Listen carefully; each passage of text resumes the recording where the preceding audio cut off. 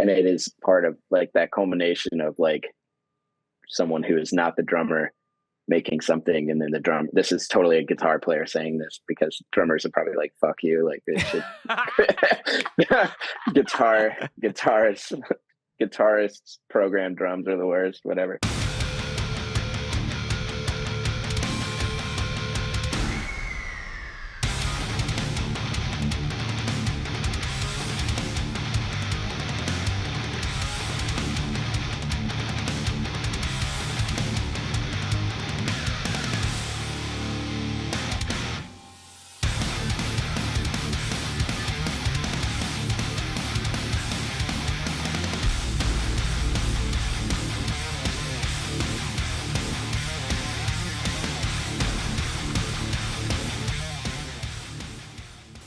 What is up, my friends? Thanks for tuning in. This is another episode of the Scoped Exposure podcast. Being Scoped Exposure, being based in Western Canada, I've always had I fly the flag for the underdog scenes, the ones that have to work 10 times as hard to get 10, even just a fraction of the reward and the efforts. And when I think about the States has a lot going for it, but a scene that doesn't have as much, but I do see the waves of change coming, is the South. So a lot of the Southern states. And a band growing up for me that was, in my opinion, undoubtedly just kind of the hometown heroes when it comes to flying that flag and doing that. And it was really formative for me sonically on the guitar side, and almost fucked up my brain a little bit too much in the early days, was Gideon. And with a new record that just came out recently, it was very, very important to me to kind of close the circle and have someone from the band on the podcast here to talk about breakdowns and the South and everything in between. So it is my absolute pleasure to be welcoming Tyler of Gideon and As Hell Retreats on the Scoped Exposure podcast. Thanks for joining me, my friend. Yeah, man. I'm glad to be here. Thanks for having me.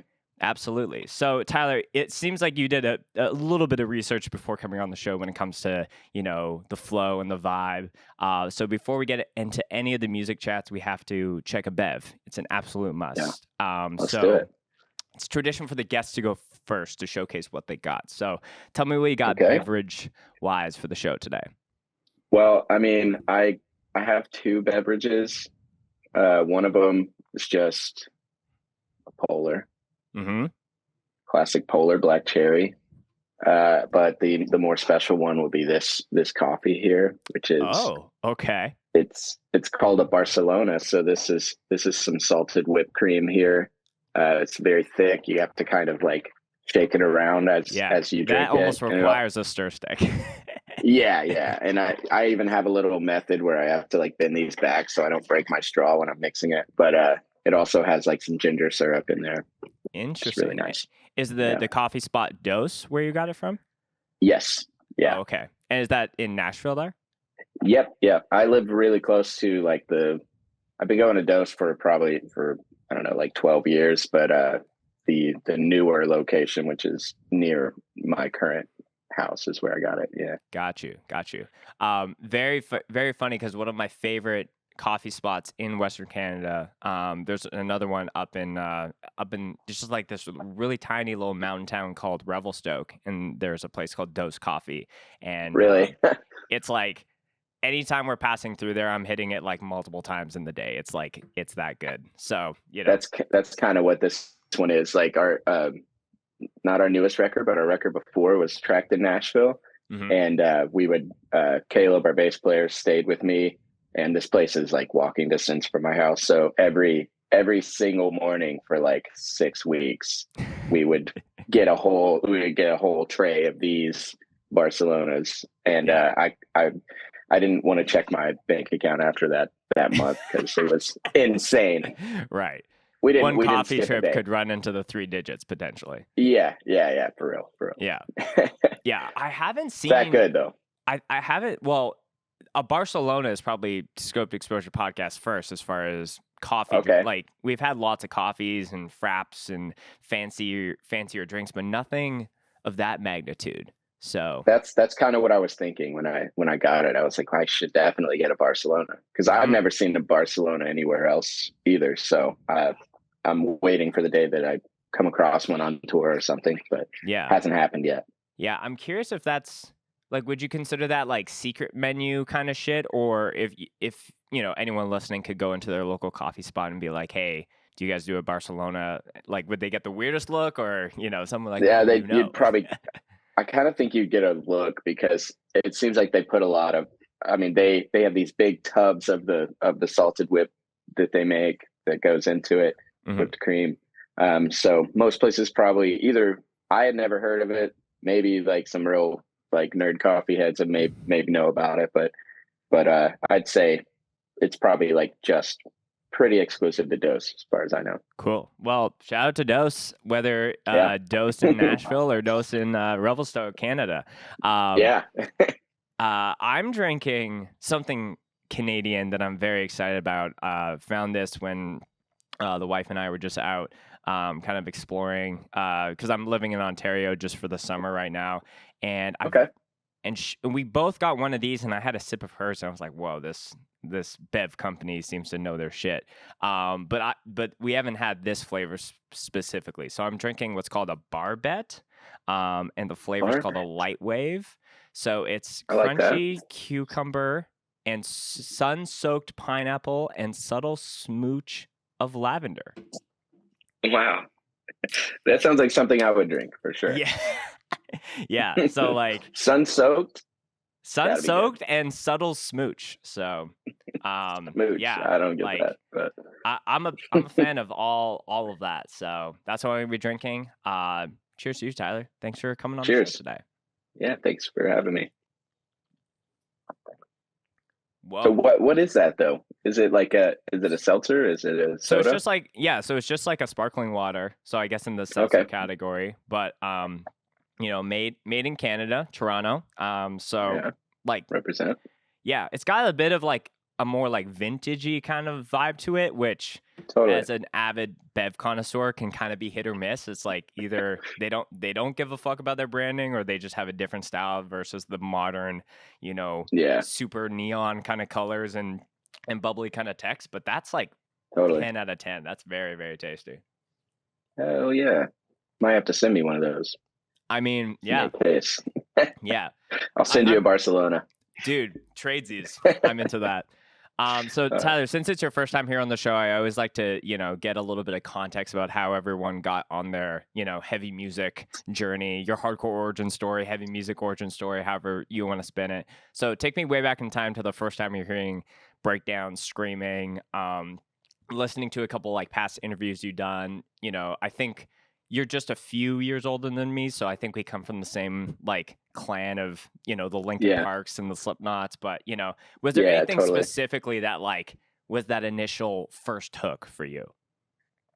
Yeah, well, yeah, like you said, Lincoln Park with well, before Lincoln Park, I'd say it was like um just Tony Hawk soundtrack, Hmm. which Yep. is I know a lot of people share that, but that's truly like it was such a gateway for music. So that was like between that and some of the stuff kind of my mom and my mom's ex-husband, my old stepdad, were into punk a lot. So, playing Tony Hawk, it was like, oh, here's Bad Religion, and like, you know, the soundtrack was just riddled with a bunch of cool punk tracks, and in the middle of that was some pop punk stuff like some 41 and uh, that kind of I don't know that I was listening to the radio a lot at the time before I got into that, and it was a lot of rap on the radio, and so Linkin Park was kind of like the gateway Hmm. from listening to rap into hearing a scream for the first time. So that was definitely the first scream. But when it came to like our kind of scene of music, I think it was like I moved in with my uncle at a young like my young teens who his household was a lot like I was listening to Korn and Slipknot and whatever in Lincoln Park, and he was like, there are Christian alternatives to all these bands. So, which not 100% true, but I went to a lot of like Christian bookstores to search for music. So, and in the middle of all that was a lot of like hardcore and Comeback Kid and Take It Back and like all these hardcore groups where it was you didn't know what the CD was, but you would just grab a bunch of CDs, and for me it was really quickly, it was like anything that said Face Down Records or Blood and Ink or anything like that I would grab. So Comeback Kid was like my first favorite hardcore band because of that, because I found their first record at a Christian bookstore. Yeah. Very few people know well, I guess not the struggle, but it is kind of how you're saying. It's like, oh, there's Christian alternatives, but it's like yes and no to a degree. But yeah, I've talked to many people, and I'm a classic example as well, that like found out about heavy music because it's like I had the Christian upbringing, and then like if it wasn't for certain bands that had that were on a certain label that were kind of parent approved, at least on my end, I wouldn't have at least had that initial seed planted to be able to like be where I'm at now. No, totally. And like Under Oath, and when Under Oath had just They're Only Chasing Safety in the record before that I can't remember the name of, like I bought both of those CDs, and like Zayo and what's funny, I was talking about this the other day, it's funny that there are certain bands where it's like this is the Christian version of that band, that does exist, but it's kind of rare that it actually is like kind of fills that hole.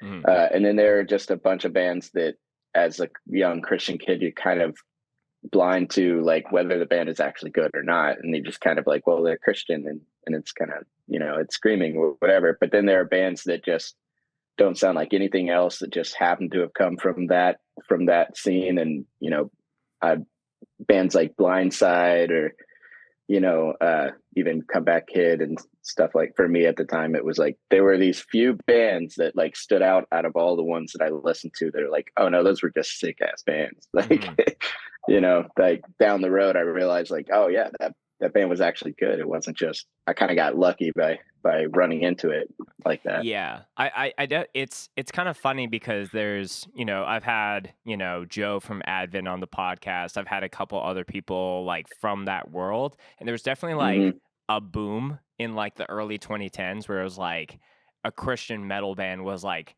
to the extremes of like the For Todays and the Sleeping Giants and like some of those things, but like people kind of wrote off if anyone had any religious belief. But then you have bands like Comeback Kid or even like Venya or Advent that were like way more like in the gray, so to speak, when it came to like, we're going to believe what we want to believe, but we're just going to write the heaviest riffs that we can and just like be a little bit more like just human to people versus like this caricature, so to speak. Yeah, Advent was a big one for that, because I feel like even to this day, maybe I'm biased from just coming from what I came from, but it's like Advent seemed to always be respected whether anyone was Christian or not, because they were just that fucking heavy, Yeah, they were just that good.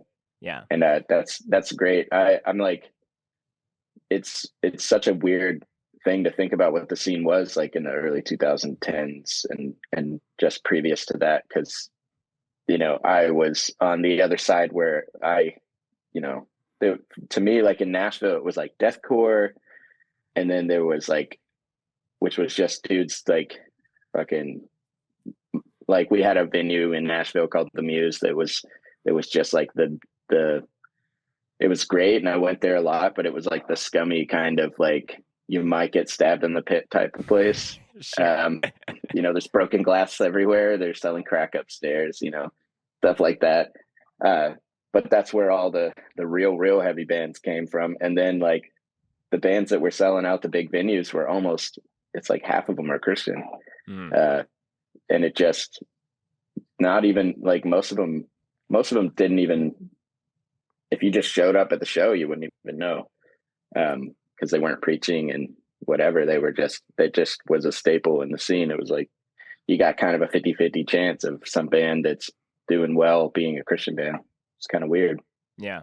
So speaking of the 2010s, I want to kind of share a quick personal anecdote and then just kind of get into like, because, for anyone that knows the Gideon lore, you're not like a founding member of the band. You kind of came Yeah. in, I think, album 3, Callous was the first Yeah. album you were on.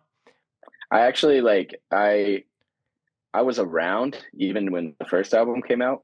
Before Dan even joined the band, we were all touring together and stuff. I helped write like one little lick that's on Milestone, but aside from Oh, that, okay. yeah. So you were, So, you weren't in the nucleus, but you were around. You were kind yeah, of. and I was playing. I had filled in for them a few times before that album came out, just Mm. purely filling in. And then when I actually started playing with the band, it was like right before Milestone came out. Yeah. So I was on that side of it. But the first record, I was like, oh, I wrote this whole song and whatever. That would have been Calloused. Yeah. Yeah. Okay, cool. So, 2011, year I graduated high school. Either that will Mhm. make people be like, "Wow, Spencer's hella old," or I'm hell like he's hella young, depending where on Yeah. on the age spectrum you are. But bunch of friends. I think this might have been like, I don't know if this was like just friends or like kind of a church youth group thing, because I lived in Winnipeg at the time, and Wilmar, Minnesota was, an 8 hour ish drive away, right outside of Minneapolis. And Yeah. Sunshine Fest was happening that year. And first ever like festival that I was going to, of that scale. And you have like the super heavy, well, not even super heavy, but you have the super big bands like the Reliant K's, the Switchfoots, the fucking Family Force 5 on like the main stage Yes. outside, and then all the heavy scream bands with breakdowns were, you know, cultivated and all communally gathered in this hockey arena, which as a Canadian was like, oh, I feel right at home here. Um, but that was my first time seeing Gideon, and it was just like the stage presence and the attitude was like something like I just wasn't used to, because it was like mostly like metalcore bands, melodic hardcore bands was like a big thing for me, but just having that like just like drop A sharp piss off nature to it was like Mhm. just so crazy to me. And it's funny because the few times I've been able to see Gideon, I would talk to Dan about it, and there was a fill-in vocalist for that set. It wasn't even him at the time. Yeah. Yeah. So, I think that anyways, was Tom, this dude, Tom. Yeah. yeah. What band did he play in? The Gun Show. The Gun Show. Oh, okay. Yep. I thought he They played were from in. Ohio. Oh, okay. I thought he played in another band. But yeah, that No, those I think details that's are it. not important. Yep. But ever since then, it's been very like just watching Gideon's like trajectory, and it's been very interesting to see how there have been certain things that you guys have doubled down on and also like left behind, but also sonically have like paid homage to the first couple albums to where you guys are at now. So that was my first time seeing Gideon. I want to know like your first time, and if you had either a similar reaction or if it was totally different before even maybe thinking, oh, I'm going to help write a song, or maybe I'll play in this band one day. No, totally. Um, the first time I ever saw Gideon, As Hell Retreats was playing this show, and it was like in Huntsville, Alabama. Uh, and so basically the halfway point between where Gideon was from and where As Hell's from. Mm. And it was, let me remember this lineup. It was The World We Knew, Textbook Tragedies, Mm-hmm. I think. So I think they're Canadian, right? Or Yep. maybe, and 100, maybe like, dude, there was another like melodic hardcore band on it too, but I can't remember who it was. But and then Gideon and As Hell Retreats, at least that. I think there was one more band, but doesn't matter. But yeah, we played that show, and when I saw Gideon, I was like, damn, these guys are fucking cool compared to me, like in my band, that which like I feel like we were like a year ahead of Gideon at the time, just getting out and doing stuff. And I think one of the dudes from A Plea for Purging, like Andy, was managing us at the time, and their bass player was booking shows for us, and like so we were just barely in front of what Gideon was doing, but we played with Gideon, and I was like, this is just way like they're too cool. Like we can't compare to this. That was my impression. My Right. impression at the time, it was just like, why, like, but they were so like they were just so unique. Like there was a band in Nashville called Alert the Sky, which is just a really good band. It'd be the closest thing that I could and they were kind of like hometown heroes for a long time. Still kind of are. They're playing the Orthodox show in Nashville, and their headliner coming back. Dudes are older than me, but they're still sick. That's crazy that there's two bands that are coming back for that show. Cause like I've been a Yeah. huge Left Behind fan as well. And as soon as I saw them on, I was like, that's Yeah. gnarly. Never have I ever just wanted to go to Nashville just for a one-off show. Yeah. That show's gonna be awesome. Mm-hmm. But yeah, that was kind of my impression. And then that night I met a lot of people that night. Like the dude Tim that's in Fit for an Autopsy. He was in The World We Knew. I met him that day. And their singer Frank, met all those dudes. 100th, had never met them before that time. And yeah, it was really the seed that ended up just kind of branching out into a lot of stuff. But every time I saw Gideon for the first fucking year that I knew them, I was thinking the same thing. Like, damn, we should have more like pylon like vocals, or like this energy is just so awesome. And I thought it, and their first record, like they had an EP that was like the only thing that was out at the time. It was like, I think they had two EPs. One was older, but they had one with their vocalist before Dan that was out at that time that included all the songs that were on that were re-recorded with Dan and ended up on Costs. So yeah, like Kingdom Minded and all of that stuff, I was just like blown away. Yeah. Well, it's funny because like as someone that the first song I heard was Virtue, where it's like the music video where everyone like just around them. And yeah, the first I'm in time that video too. You are in that video. Oh, yeah. I'm one of the crowd members. It was just like wild because like they had like the super like two guitar riffs at the same time, like one's a breakdown and one's like just this sludgy thing. Yeah. But they had tracks like that. So like at least Cost and Milestone, in my opinion, just scratched all the itches that I had as an early heavy music fan. It had the heavy parts. It had like the more like groovy like slam parts. It had the melodic, really fast stuff. It kind of just played to multiple feels, but still felt contained and being unique. So, speaking of that, totally.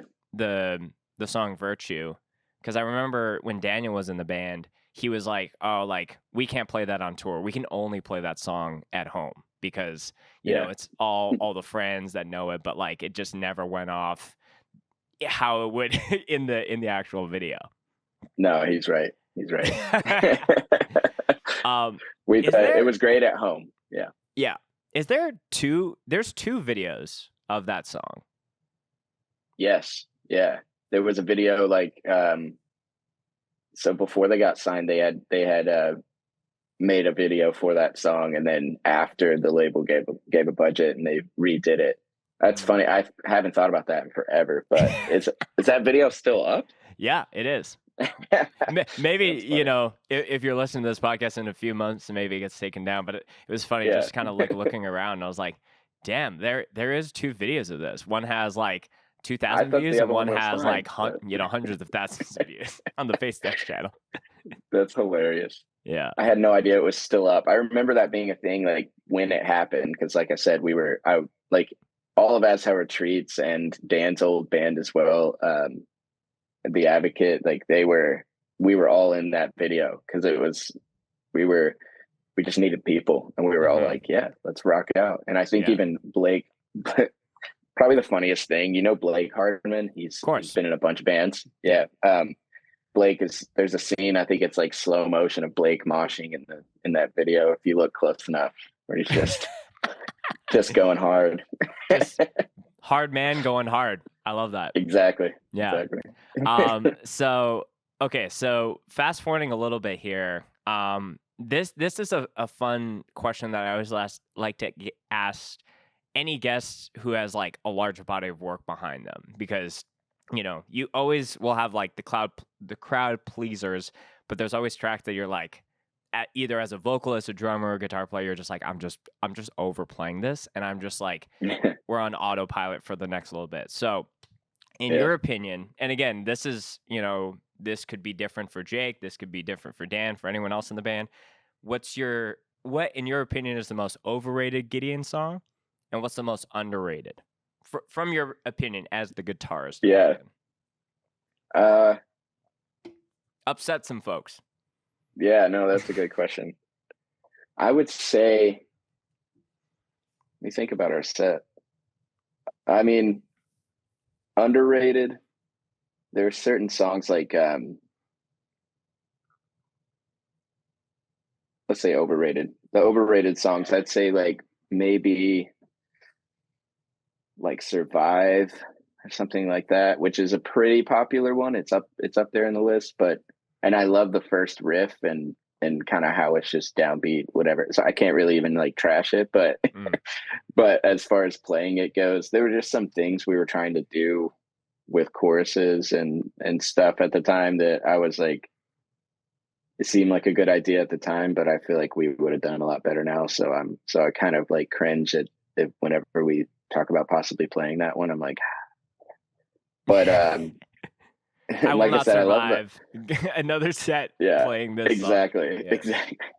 And then underrated songs, for sure there's a song called Watch Me Sink, which was on Cold. That one and both that one and The Limit, which were just my attempts at being super melodic coming into the band. Both of those songs, I'm like, especially Watch Me Sink, I still fuck with that song so hard. I wish it would have just like taken off. And it's just kind of weird how I wish that it was more often songs would just kind of go whether they were singles or not, because there's like, if we could just release every song as a single, that would be great. But there's always more than 3 songs that we care about on a record. And especially with Gideon being like, making a conscious effort to like add to our musical repertoire, like things that we can pull off or do well. Like whenever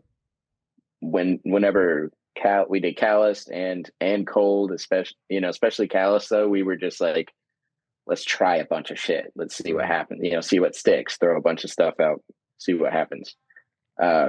Melodic stuff's some of my favorite, because like Misery Signals was my favorite band for a really long time. I still love Misery Signals. And melodic hardcore was always my favorite, like, flavor of hardcore.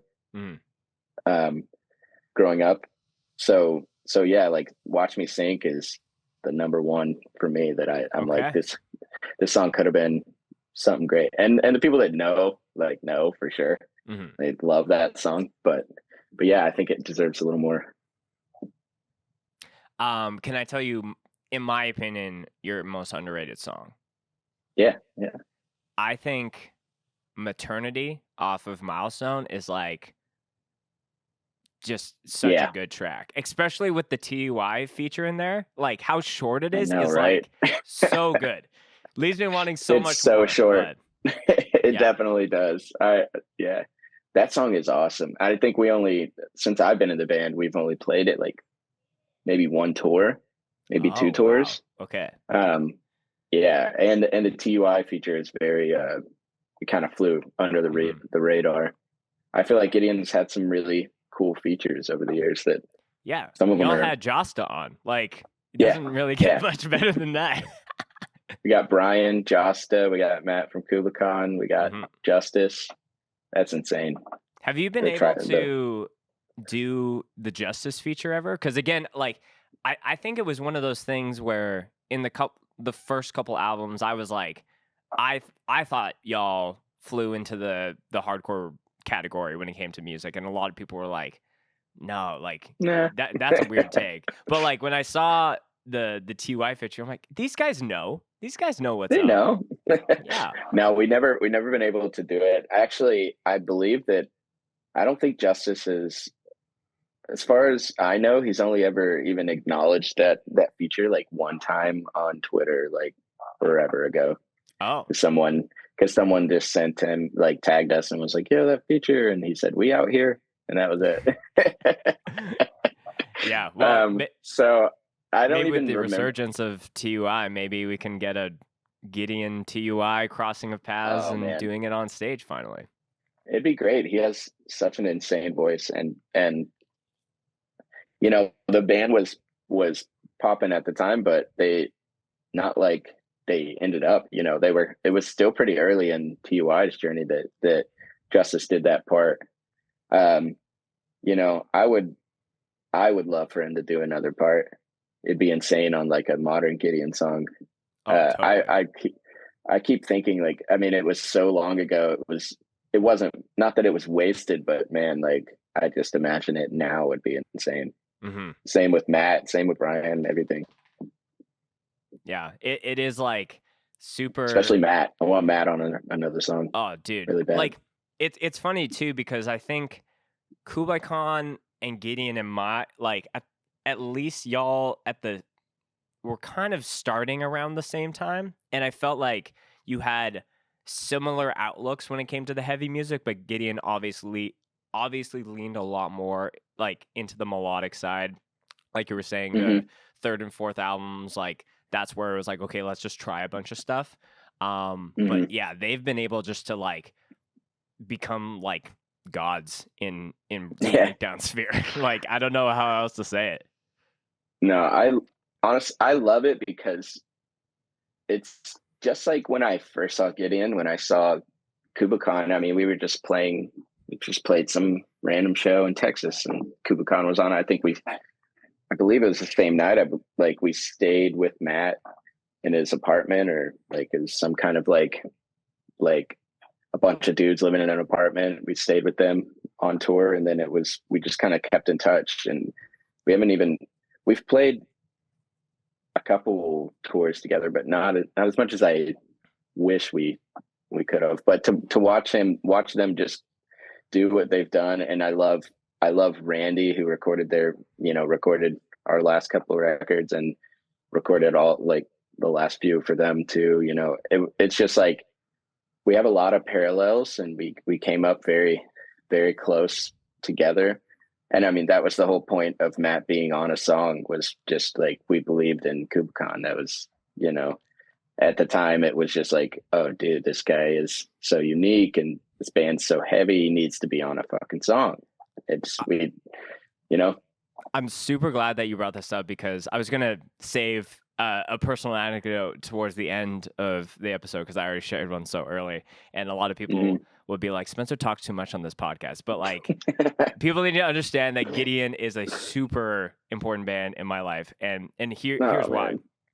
man. Gideon and 100th were on tour in Canada. This is before the Gideon van accident fiasco that you guys unfortunately had to do in Yeah. 2016. So this is 2012 at the time. Yes. Um, there was a dude from Toronto who was filling in on guitar because I think Blake was unavailable. So this is back when Daniel is playing in the band.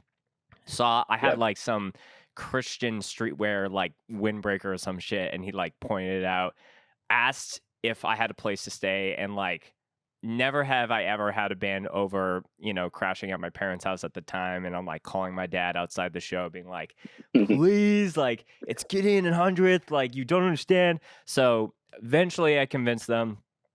you know, parents have a huge ass, you know, basement. Everyone's got like stuff. Jake is like having 2 showers because he smells so bad, and like he's like freaking out by like the shampoo that I had because it's like making his head tingle. I actually I was talking to my mom about this as we were prepping for the podcast, and she sent me this photo. I'll put it here on the screen, Jordan, but like that's everyone the morning of. So there's Jake in the middle, and then Yeah, Tim, I think. Timmy. Yeah, Yeah, and then a Timmy. bunch of the old 100th dudes. So That's so anyways, funny. Daniel pulls out his 2009, 2010, whatever MacBook, and he's showing me, this is, Milestones isn't out yet, and he's like, Yeah. just like, you know, showing me on his like iTunes, and he shows me the song Still Alive. And I was Yeah. like, oh yeah, this is cool. And then it gets to the Matt feature, and I like, like the glass in my brain just broke, and I'm like, who is this? And he's like, oh, this is our friend from a band from Texas. And that song, like ever since then I've been following them. But even after the album came out, I was able to like digest the lyrics a little bit more. It like really resonated with me when it came to just like my sibling at the time was just going through a lot of stuff. So it was like it helped me a lot in the stuff that was happening in their world, which also affected our family. So the very first tattoo I got was those lyrics, thick or thin, good or bad, on my feet. So I kind of credit it as like a Gideon and a Kublai Khan tattoo in a way. Yeah, But totally. yeah, it's That's so awesome, man. without you guys thinking, hey, this band Kublai Khan, like they need just a bump, so let's put them on the album. Like that bumped definitely worked, and yeah, that's very full circle. Yeah, you know, obviously, like Kublai Khan would have kept doing what they were doing, and I'm sure it would have worked either way. But we did what we could to help along the situation because, like I said, we just believed in them. Like, and I still do. They're some of my. I mean, they're one of my favorite bands and some of my favorite people on this whole planet. So. So we got a little off the rails when it came to the underrated, overrated section. You brought up Survive as being an overrated track, and we were talking about some music videos. Is there do you know why the comments of that music video turned off?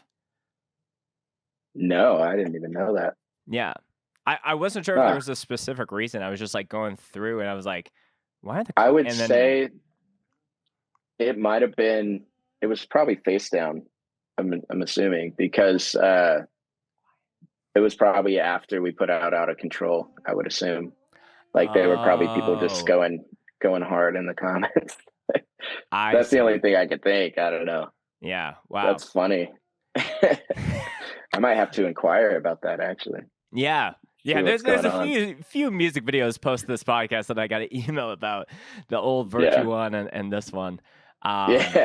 Yeah, but that song, like to your point, I do think that it was definitely like, I think Callous and Cold, there was like a lot of stuff. I was like, okay, they're really trying to find some places, but like Out of Control was like definitely like, okay, we're just doubling down on this heavy music stuff, and it worked.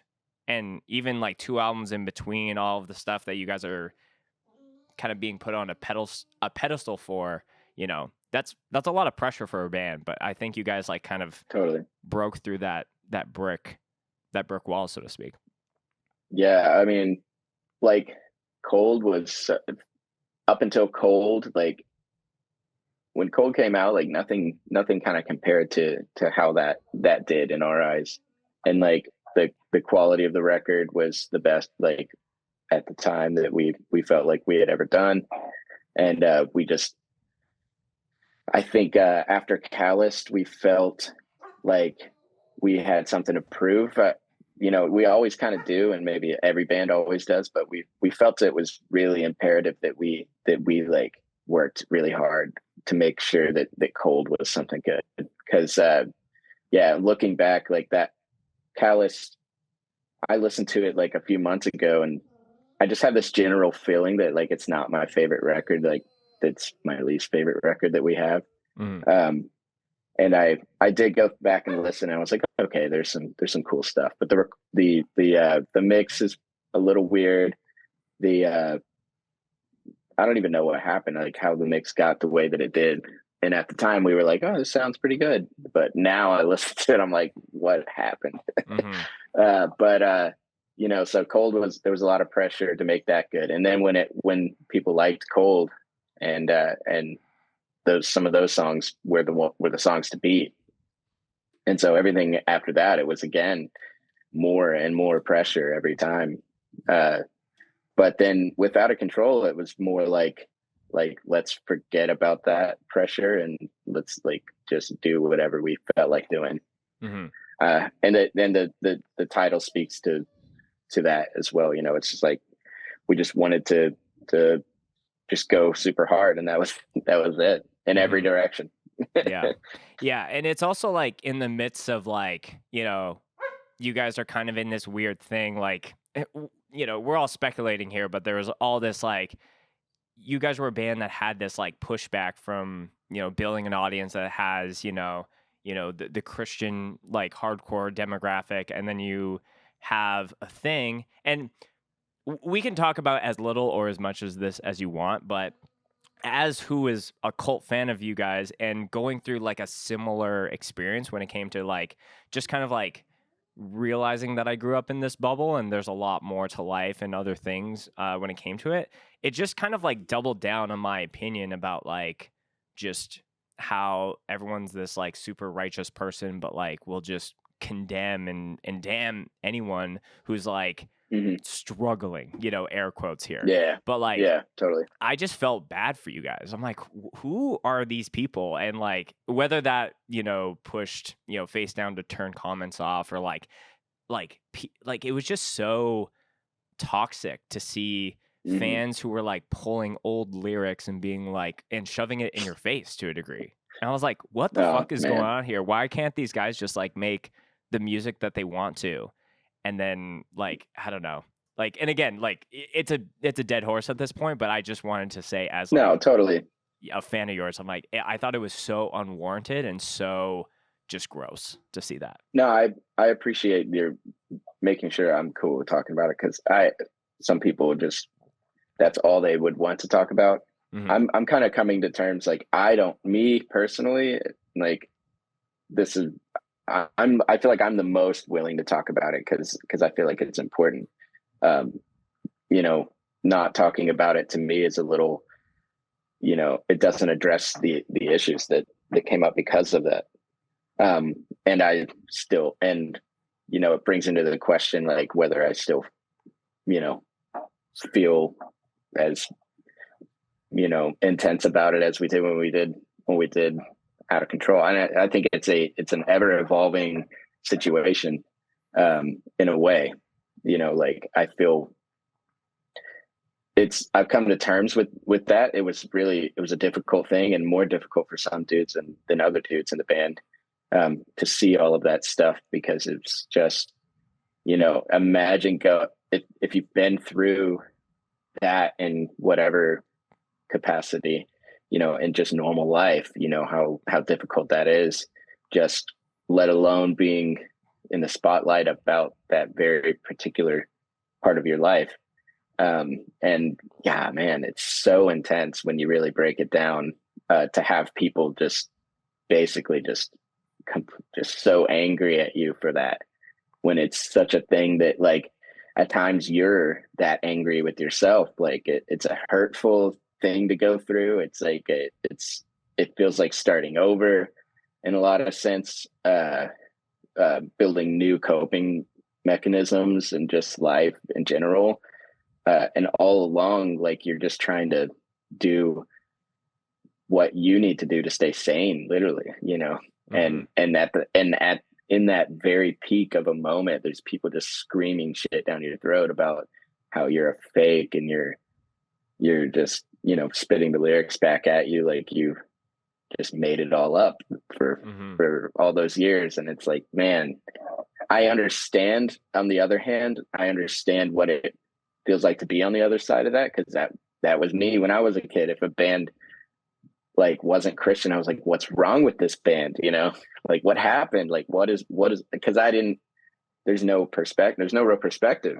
You just see the one side of it. And one, if you ever get to that point in your life, you know, I'd like to think we've gotten like messages from people who were upset who a year later, like they're right where we are. And they're like, oh shit.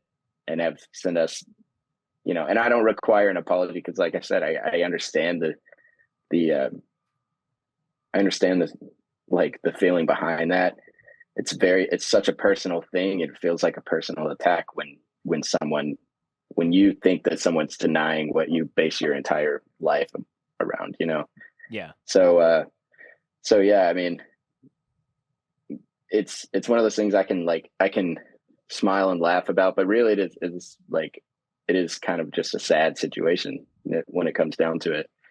But I'm so thankful for people saying things like what you said, like who, like that was our kind of driving force behind it, was like we knew that we weren't the only ones dealing with that, and so we wanted to kind of capture the feelings that you get when you go through that, you know. And I hope we did well enough to help some people, you know.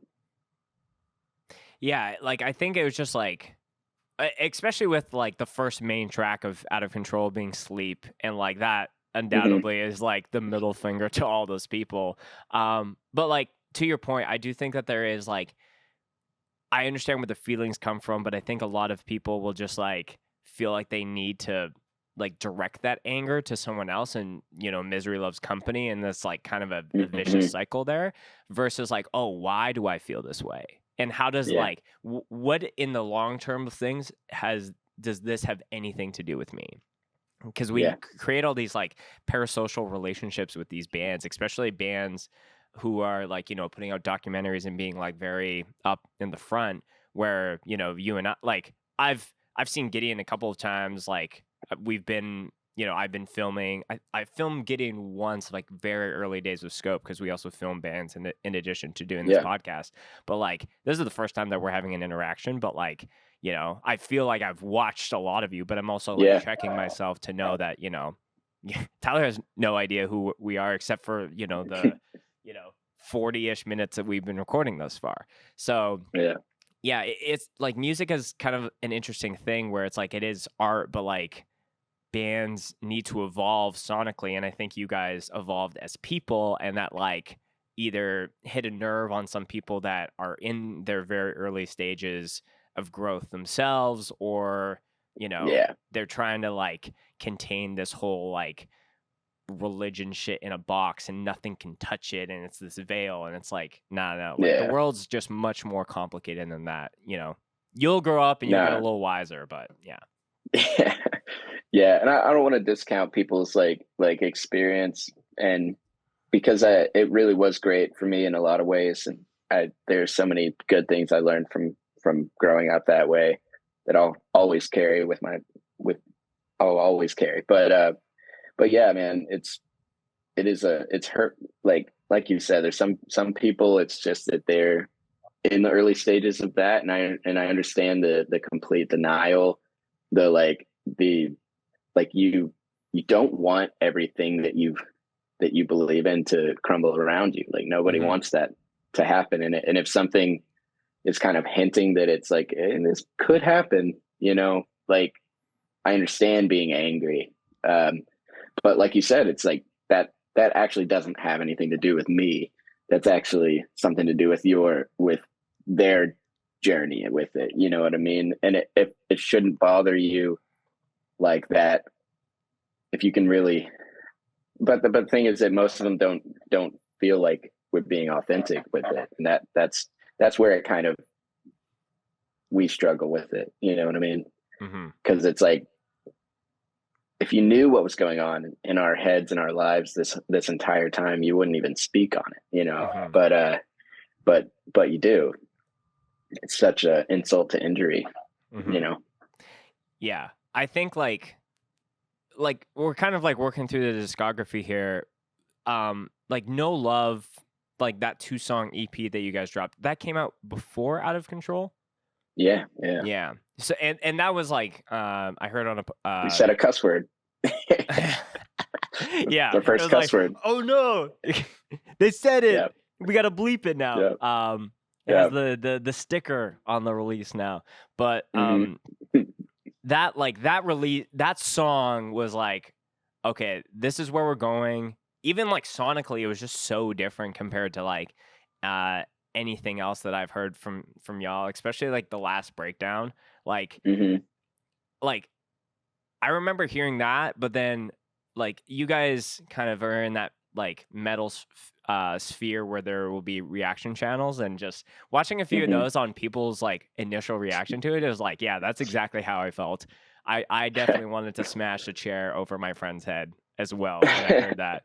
But Out of Yeah. Control was like, I love those videos. we're gonna dig our heels into this, and like, you know, like there's so many just wildly good tracks on there. And then I feel like the latest record is just like that, you know, that layup to the slam dunk, that continuation of it. So I have to applaud you guys for, you know, sticking to your guns and just, you know, just like not letting all the noise, and like not even just like the general like I think this band sucks noise, but like all of Yeah. this overwhelming That noise extra from noise. that extra, Yeah. like the noise that almost like actually has, you know, people that have like ridden with you versus just a random dude that doesn't like that likes Pantera, you know.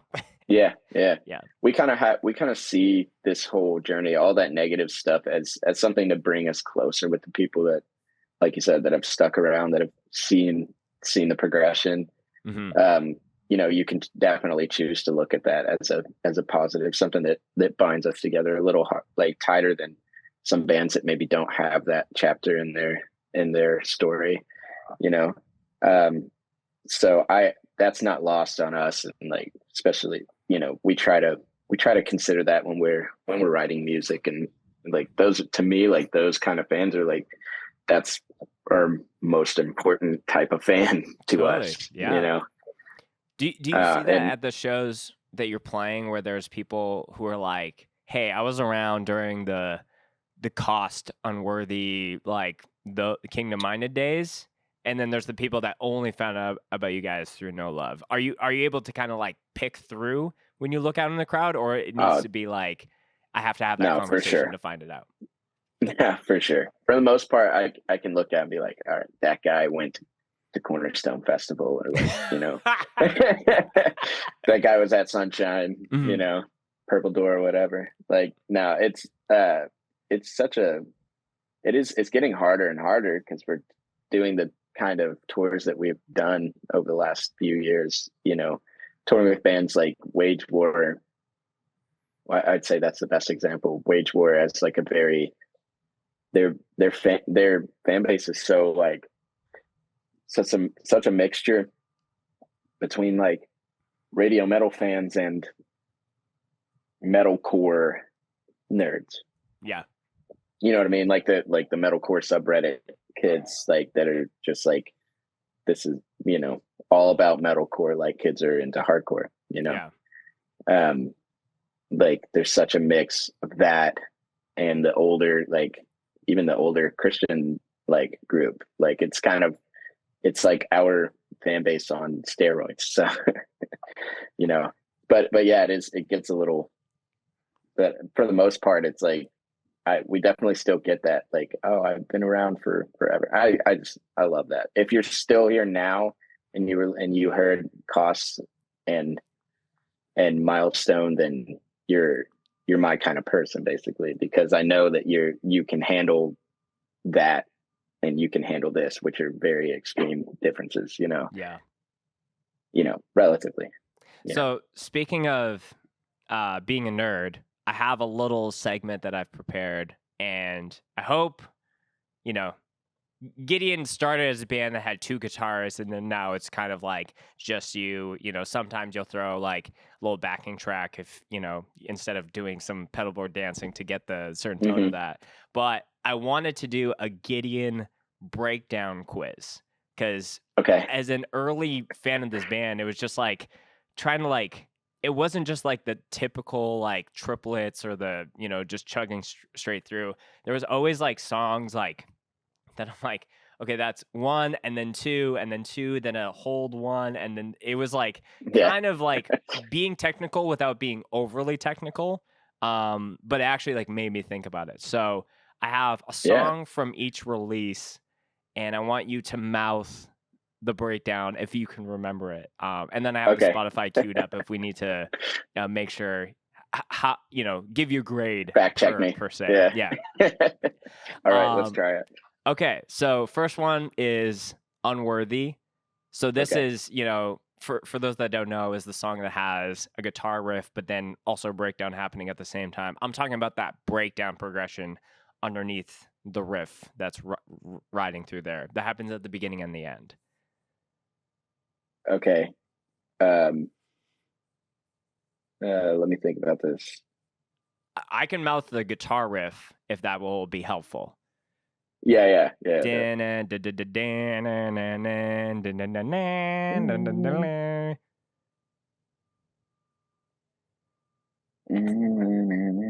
Sorry, I have to get through it a little bit. No, it's fine. We haven't played this song in a couple years.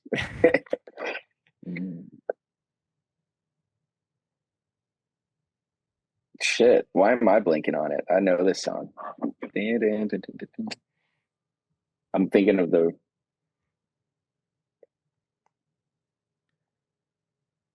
I'm sorry, all this empty there's time on the two podcast. chugs and then there's two triplets. That's the only hint they'll give you.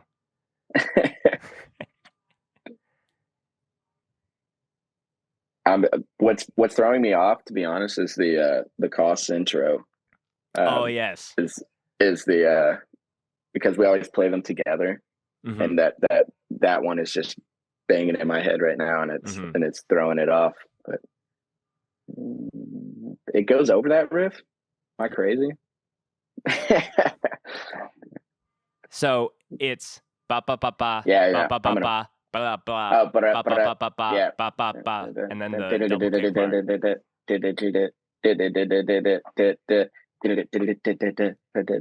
Yeah. God damn, what took me so long? I mean, if you guys haven't played it in so long, it's like I have way more breakdowns to be concerned about. I wasn't sure if we should bounce around the discography or just work from the back. Just keep going. Just whatever. This was probably a little bit easier. Prodigal Son. Yeah. Prodigal Son intro.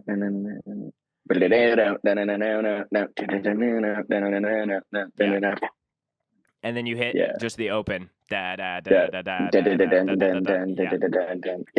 You got that one. We just played that. Yeah, we just played that one. So yeah, that song when that dropped, I was like, okay, need to buy a phaser right now. Yeah. Yeah, no, I understand that. I was I think I can't remember where they got that from. It was either Bury or Dead or like a very corny. Maybe Seven Dust or something. I think it was Seven Dust. They got that idea from. Yeah. But yeah, and it immediately. I think it felt like no one's using a phaser in metal, so let's just do it. Yeah. We still do it. I went through like 2 or 3 to find one that still blended well with my high gain head, because like like a phase 90 would just get like, it wasn't enough.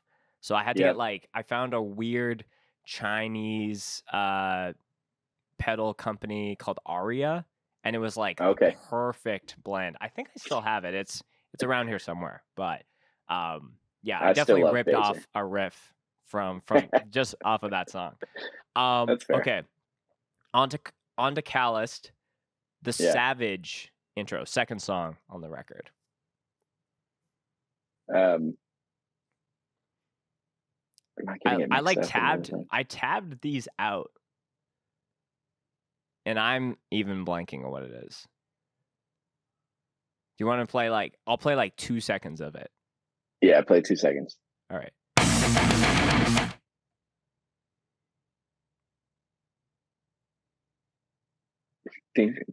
Fuck! It's what's funny is all of these songs are such just variations of another of another part. Right. You know what I mean? Like it's like they're so similar Right. that that could have literally been like 10 different songs. Yeah. I think it's dun dun da da dun da dun dun. Oh, da da da da da. Maybe. I'll just play it. Yeah, that has a little squeal in there.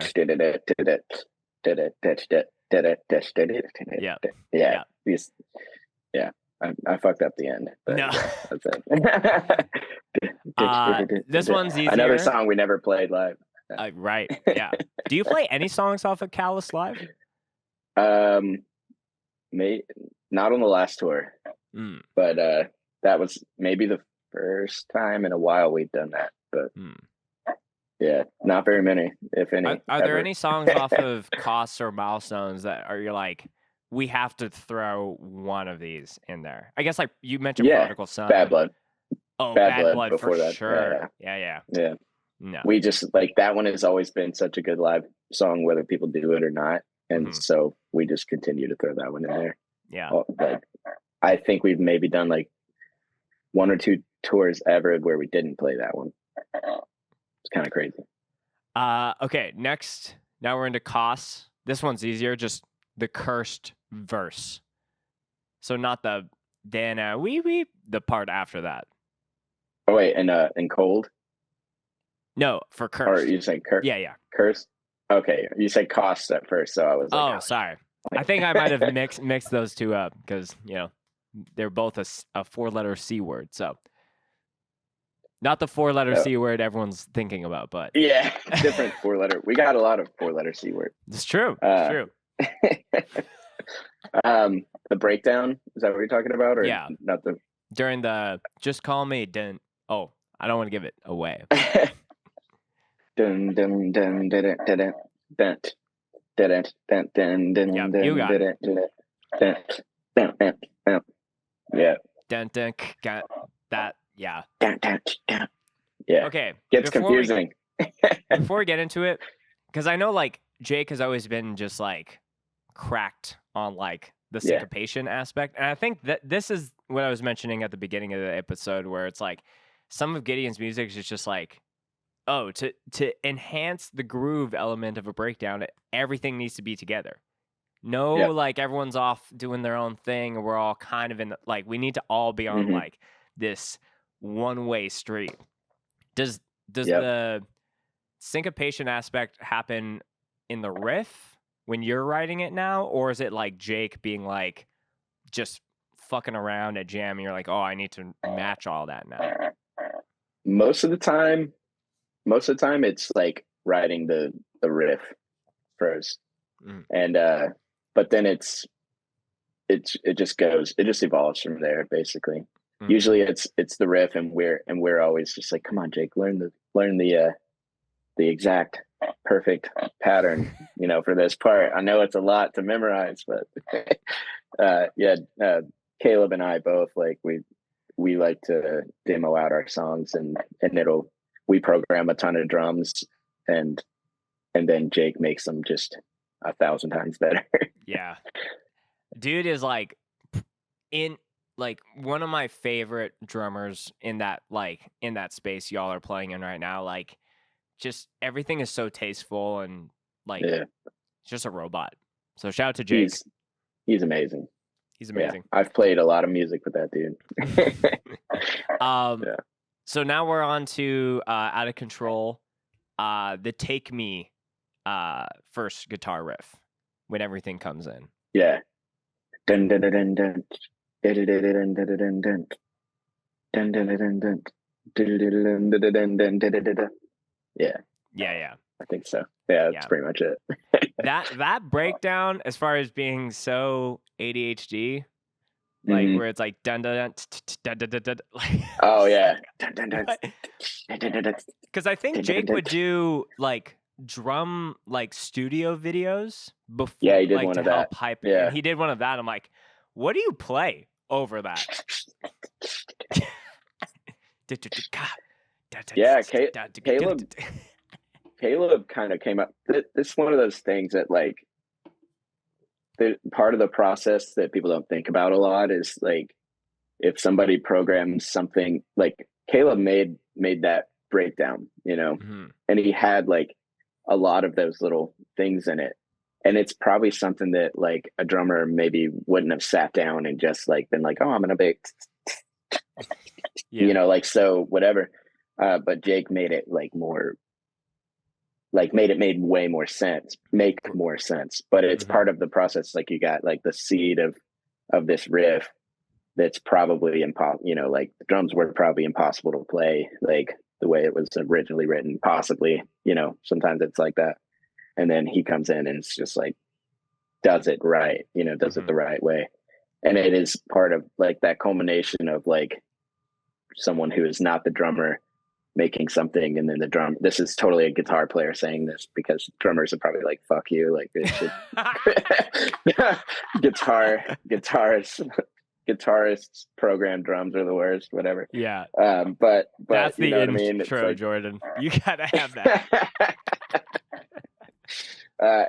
I totally get that, but I do think, to me, as a biased guitar player, I think it's part of it's a good way to come up with something creative. As someone who, for all intents and purposes, doesn't really know what they're doing, and then they're just like, I don't know, here's something, make it right, and they're like, fuck is he trying to do? Do it like this. Some of those parts, it kind of lends to the creativity of it, and I think that's one. Not always, but that's definitely. Yeah, I think that there are some bands that can like they have a drummer that like is so just like I'm just here to serve the song, but I can flex if I want to. Like I think like Turnstile is a great example of that, where like I think Daniel is like one of the best drummers, but like he is just there to serve the song. And then when he can like flash a little bit, then that's really, really cool. But then there are some drummers that can like not like be like fill core, if you know what I mean, like just doing a fill every single like part. But I feel like Jake is like, I feel like he's like parkouring almost when he's playing drums. It's like everything flows together, but everything has style. And when he does a part that's like in Take Me that we're talking about, that and he's just going back to like the classic, we're almost at like a Metallica like part in the chorus to balance it out. Like it's just like just a simple thing. I think that the juxtaposition of those is very important to Gideon's style too. It's like we very intentionally flex on patterns and stuff like that when we feel like it's really gonna make a difference, and utilizing what tools we have means Jake goes hard on every song at some point. Totally. And as he should. Okay, last one. We're now at the last record, or the most recent. If You Love Me, Let Me Go. Because there's like a main breakdown progression, and then there's one that's kind of like layered in the mix there. Yeah. There's the If You Love Me, Let Me Go. Dun, dun, dun, dun, dun, dun, dun, dun, dun, dun, dun, dun, dun, dun, dun. Dun, dun, dun. Yeah, it's got like not like the full Raining Blood, like just the hits, like dun dun dun dun dun, like all that syncopated stuff. That's the that kind of breakdown is what, to me, like that's the throwback to Bad Blood and those, like what they were doing that was very special before I joined with them. To me, was that kind of breakdown where people like I've heard I've heard like seen comments of people being like, oh, this is like genty or like whatever. I just think it's important to be like, hey, look what I mean. To us, it's like it makes sense to syncopate like that on things that are kind of difficult to remember. That one in particular doesn't repeat for the whole pattern and then just starts over basically, but it doesn't repeat. It's not like it's like every bar is like dun dun dun dun dun. It's like this is not going to repeat. You just have to memorize it. Like and in a sense that kind of speaks to like I'm a huge fan of Meshuggah, and doing polyrhythms is one thing, which is, you know, you're memorizing like a short thing and you're repeating it in a weird way, you know, basically you're not really memorizing a long thing. You're memorizing something short, and then you're memorizing where it starts over, which is kind of a different thing. But it kind of shows when a band does something that's like doesn't repeat, but it's still catchy somehow, like that's a feat in itself to me. And that's what, so and it shows how much time you put into it, because we all have to memorize this fucking long ass thing and do it perfectly exactly at the same time, you know. Maybe, you know, we've gone through the discography. I feel like if I had to give you a grade for doing it on the spot breakdown quiz, I think I would give you a solid B minus, C plus. Yeah, C plus. I'll take a C plus. C's get degrees, so yeah.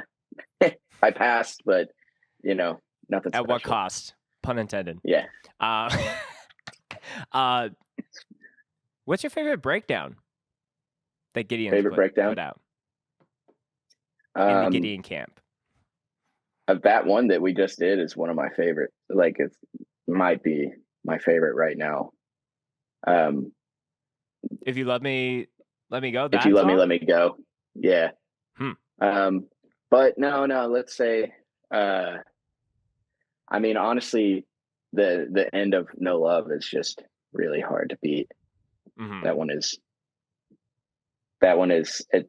Maybe it's because it's also tied to like the feelings that happen because of that song, and like, you know, the reception of that part maybe. But really, I was so proud that we came up with that when we did, because it's just really hard to beat for anybody. Yeah. Like, go out and try to beat that. We'll see what happens. I love that part. That is great. Dude, it's so good. So the other aspect, you know, we've talked about Gideon a whole schweck of a lot on this podcast, but obviously, you know, you also play in another band that goes way back to, you know, the first time that, you know, As Hell Retreats didn't play Sunshine Fest when I was there, but I'm pretty sure that I was like, there was like a Face Down 10 or I don't know if it was a Face Down 10, but maybe like Plea for Purging, like put up your guys' like shirts or whatever. Like, I remember seeing a shirt for sale up there. I was like, oh, we might have played here, but we could have played maybe. Did you? Like, for a very long time, like everything that Gideon did, As Hell Retreats did, and vice versa. So I see. We did 7 tours together. Oh yeah, you did. You guys did play that, because it was, yeah, because I was like searching. We played Sunshine a couple times. Yeah.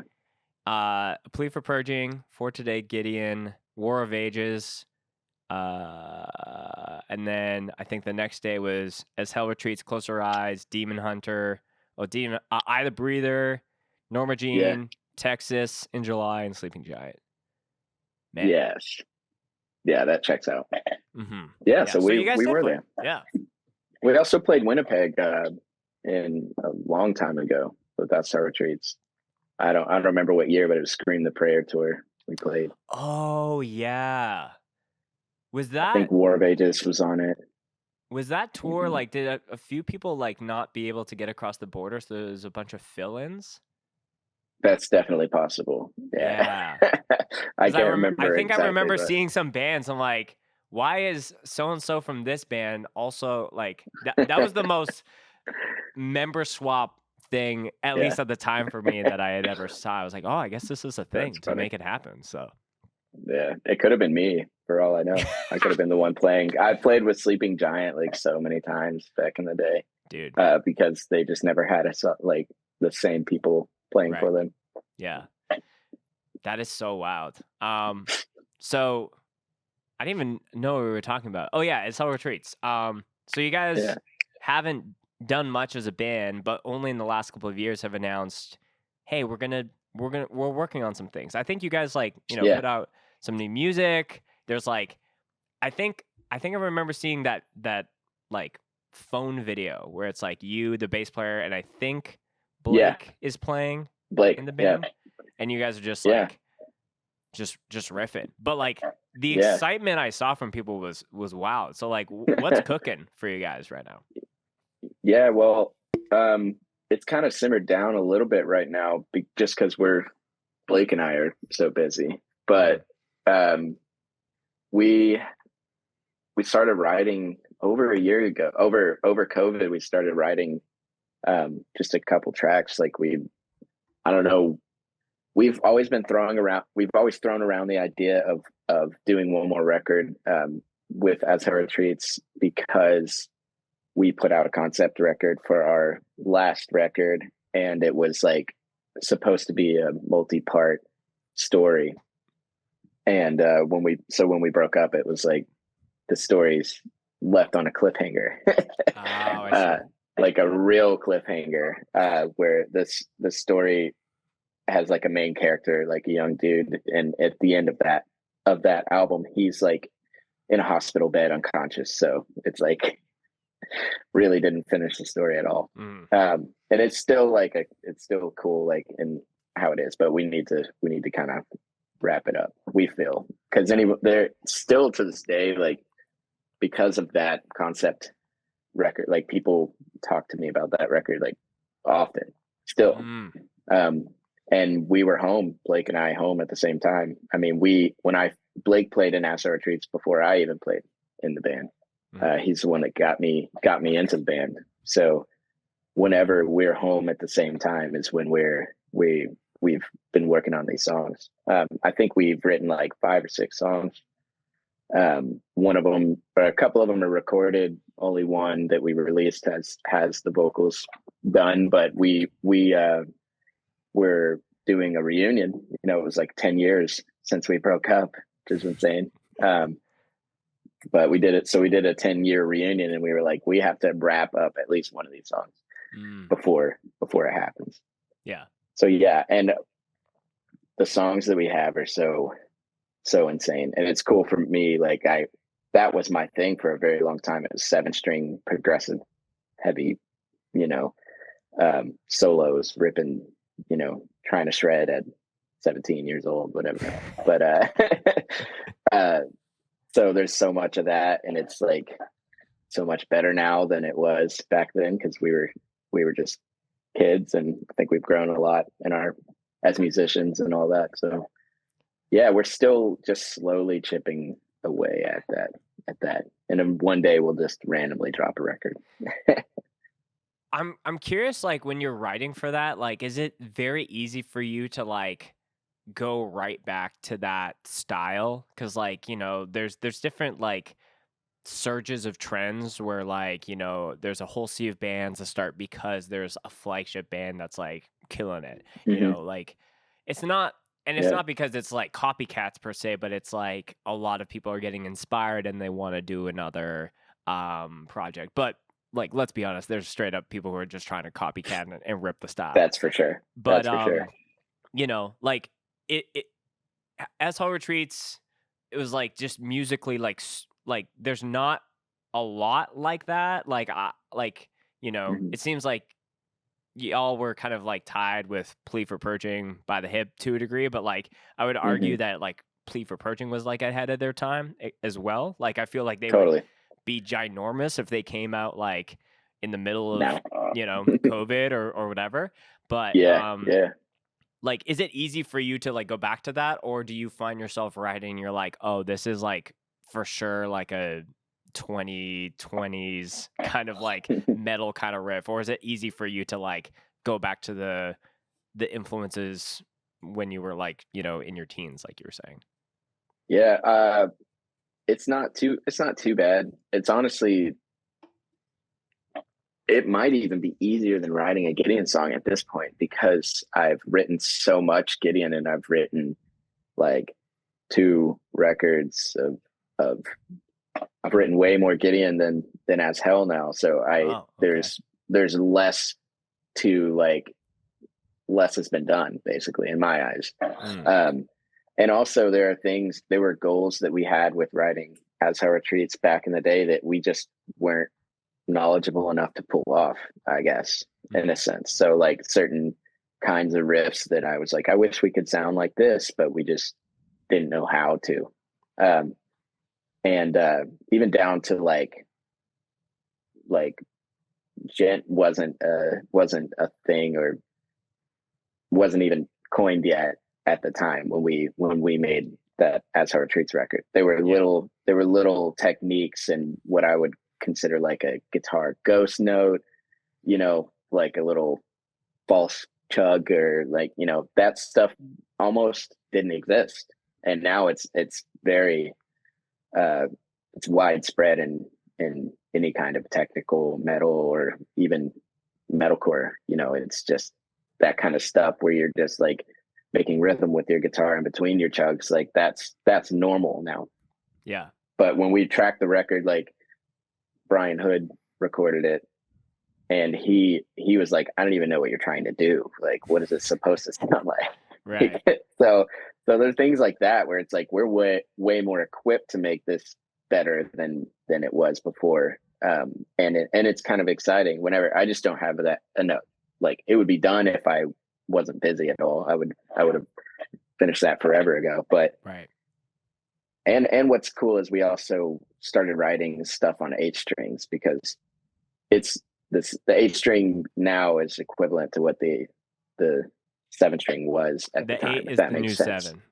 I got you. Basically, yeah. And for the type of music, it opens a ton of doors for trying to write what we were doing. Totally. Makes a lot more shit possible. So like the one that we released, that's on an 8 string, and I think all of the ones we've written so far are 8 string. So, which is crazy. I had never really even played an 8 string before we started doing that. I played 7 strings for a very long time, and I actually didn't have a 7 string for a few years until recently, when I started playing with another artist that required me to have 7 string, and I was like, I'm back, baby. I got back to my 7 roots. strings. Yeah, here we go. Let's go. It's so funny. I love it. It's so funny, like how you're totally right that like all of that stuff was like pre-gent being like an actual genre. Like, you know, Yeah. it turned into like that was just like a funny way to describe a sound, and now it's like a Yeah. full-on thing of music. And it's definitely like there are certain bands that I'm like, I can tolerate it, as far as like, you know, the goats being like Meshuggah, but like any new band, I'm like, you know, I've heard the same thing a million times at this point. But like I watched the Matriarch.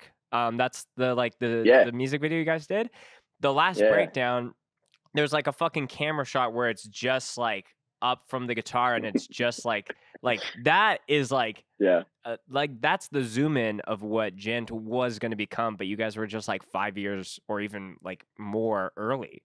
It's just wild. It's wild that you know how things all kind of happen in the way that they do. Yeah, I actually, the part that you're talking about, it has like a, you know, an eerie guitar, whatever, and then it goes into that heavy part.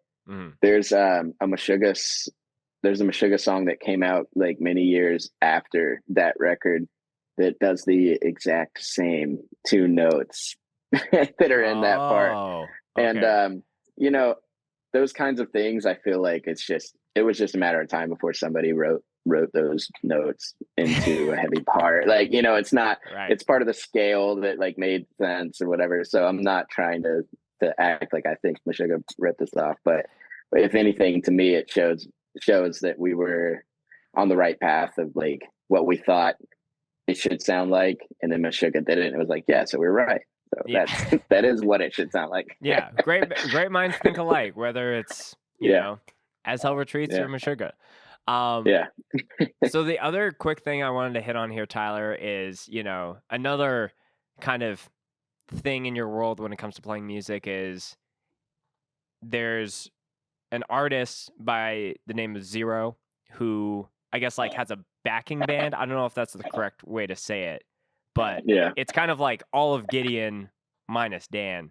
So I just want to know like how that came to be. Did he just like come to a show and was like, yo, Gideon like is the fucking tits and I need to have that talented of musicians in the mix of it? Or was there something else in there? No, that would have been cool. That sounds like a cooler story. But now, what happened is, oddly enough, Gideon's old guitar player, Daniel, Hmm. that you've mentioned a couple times. Daniel is a booking agent now. Right. Uh, he's pretty successful at what he's doing. Very successful. He books Zero, um, and was booking him from the beginning, basically.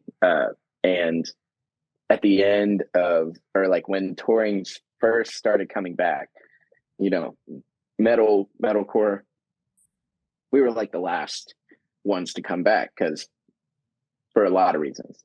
But so all these Y'all country want to artists hit up, each other in this yeah, pandemic? too No close, way. way too close. You want to Mhm. touch? No, no, that's not happening. Yeah, so we were just stuck at home, and rap and pop and rock, whatever, like active rock, radio rock, whatever you want to call it, was like already on the road, and so he needed a band. It was actually for his first tour ever, and we're just sitting at home, just biting our nails, basically. And Daniel, who like I said, he's their agent, but Daniel he wears many hats, and he's always trying to connect artists, that he works with other artists and help with features and all this stuff that's very overreaching for a for a booking agent, but very Mhm. cool and helpful. And this is one of those things. He was like, "You need a band. I'm booking the tour. I want you to, you got these tour offers and you need a band, but I know just the guys." And so he initially he had a band. They played a couple shows, and I guess none of them were available or wanted to do it. And so he hit up initially just Jake, and Jake was kind of like, Jake's Jake's never played in any other band but Gideon ever, It's previous wild. to this. Yeah. Yeah, his first band was Gideon. Like he hardly knew how to play drums when he first started playing, Yeah. and just kind of learned along the way. So Yeah. he understandably was just like, I don't know how to do this. It's kind of scary to go play with somebody else. Like, so he told them, like, if you need a guitar player, like, let's just you should get Tyler. He can do whatever you need, and just kind of looped me in on the situation pretty early. And then so yeah, we just all flew out there, just super nervous. Jake and I just extremely over prepared for the situation. Practiced way more. We thought it was going to be so, I don't know, like we're going into this super professional situation, and to an extent it was, but we were like, oh, we're good, we're fine. Yeah. We know how to play the songs, and that's better than a lot of people in this world or whatever. So yeah, we just kind of connected with him and went on his first tour. We actually kind of had to. We didn't know it was his first tour, and we didn't know that we were going to be the only ones that kind of knew what was happening Yeah. We're when the we got seasoned there. But vets. that's yeah, which is such a weird feeling. I still, like, I'm coming to terms with the fact that we're not the new kids anymore. But sometimes it still feels like that, and especially moving into a space that's new to us. I'm like, yeah, I'm the new guy here. But we get there and we're like, no, we're the veterans. Yeah. And That's so we really kind of interesting. Yeah. walked them through how to be on tour, how to put it together, like how to travel, all of that. Hmm. What was like the biggest like thing to you that was like this is like basic touring 101 knowledge, but to him was like you have to do that or I can do that? Like were there anything Yeah. that was like, dude, like well, I guess welcome to the shit, you know? Like was there anything specifically Yeah. that was like, "Oh, that's not just basic common sense?" There was everything. It was everything. I mean, like, first day gone, or like right as we're about to leave, I'm like, what are we traveling in? And they're like, we got a 15 passenger. I'm like, okay, cool. We can, that's what we use. It's fine. Yeah. Uh, and they're like, yeah, so it only has like 2 rows of seats in it. I'm like, okay. Um, so we just get like hotels, I guess. And he's like, yeah, do we need more seats? I'm like, if we're gonna sleep, if we ever have to sleep in the van, we need like at least the full rows. Like we're still gonna be kind of shot if we do it like that. But and he's like, and I'm like, yeah, but so like, what kind of trailer do we have? And he's like, do we need a trailer? There's like five. There's like there's 6 of us, and like there's 2 rows. It's a 15 passenger, and there's only 6 of us, so we can probably fit all the gear in there and go. I'm like, dude, you can, but it's not what you think it's gonna be. And Morale will be going down real quick. Yeah, yeah. I was like, we need we need to. He was like, but we're just gonna get hotels. It doesn't matter. And I'm like, God, no. Like sometimes it's a long drive. You don't have time to get a hotel. You gotta have room to kind of to sleep at least a little bit, or everyone's gonna be miserable. There was that. There was just like when we showed up to do merch the first day, they're just like, cool, we have boxes of shirts. That was all they had. I was like, oh, you need merch we got to go to the store, man. Like we got to get merch racks, we got to get markers, go to the depot. You need some you need markers, you need a money box, you need like all this stuff. And then that night they're like, trying to collect merch rate, and it's like, what is that? I'm like, God, okay, merch rates. Yeah, so it's all good now, which is like we gave them the crash course. We even like we even like the van broke down at one point. I was driving, obviously I've dealt with this like a million times. But like it was gonna die. Like I could tell it was gonna break down. I think it was like the alternator or something. And like I was watching the battery just like, and I was like, we're gonna try to get to a gas station, but just so you guys know, I think we're about to break down pretty soon. And we're like, we got a long drive. We were gonna drive overnight, and we're going to Lubbock, Texas. Like we're in the middle of the desert, basically. And yeah, so as it's getting closer and closer, I'm like, all right, it's gonna die, but there's an exit. Then I'm like, okay, cool, we're good. So I just kind of coast off the exit as it dies, roll into a Love's parking lot, and I was like, perfect. In my eyes, that's like, oh, best case scenario if you're going to break down is that you can roll into a gas station where you're allowed to park. No one's pushing, no one's doing any of that. Yeah. There's a hotel like right next to us. I was like, we're so lucky. Yeah. Great. Dude's freaking out. He's like, we're broken down. Like, what are we going to do?